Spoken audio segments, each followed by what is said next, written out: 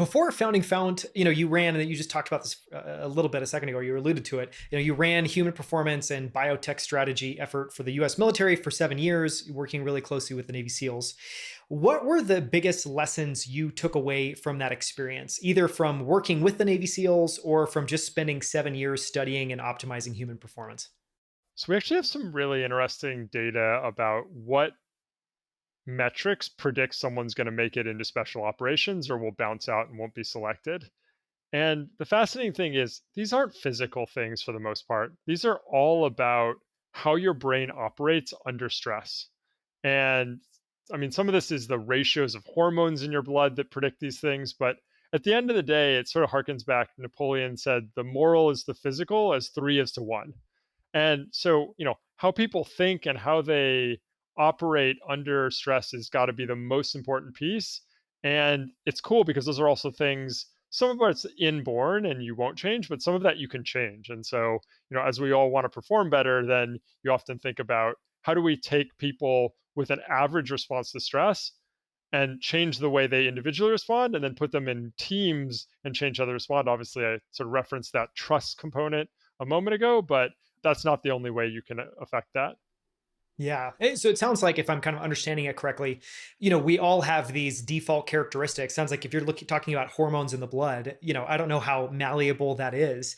So does some of that point to just physiologically kind of the way that people are wired being a really important determinant? And then how much of that is malleable? And maybe that malleableness is, the team and the people you put that person with that brings out certain attributes, or are there things that people can do, I think, to change some of those?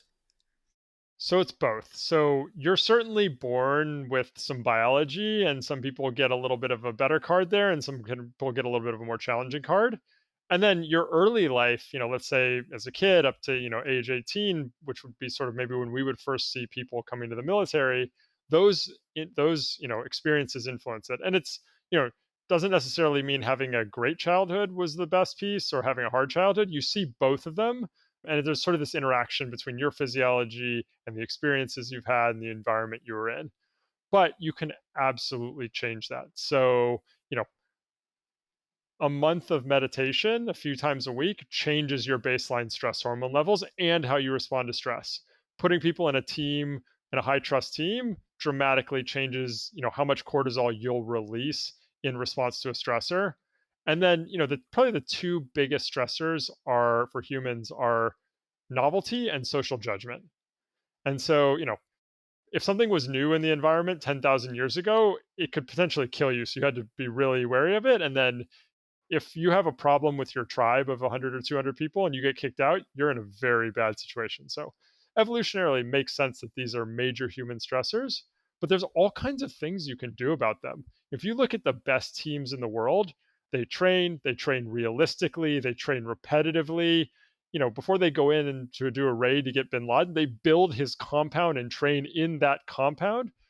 That's taking novelty out of the system so that you're there, you know what it looks like, your brain registers it as something you understand. And so, again, there's things you can do at the individual level. There's supplements that affect, this is one of the coolest findings, or maybe one of people's favorite findings. There's actually extracts of cocoa, these flavanol compounds in there that decrease your stress responsiveness. And so, from the supplement and meditation point, nutrition, there are team building things, there's training things. So there's a whole spectrum of things, but some of it is definitely inborn. And it's one of the challenging things is it's not fair in some way, but it also is true.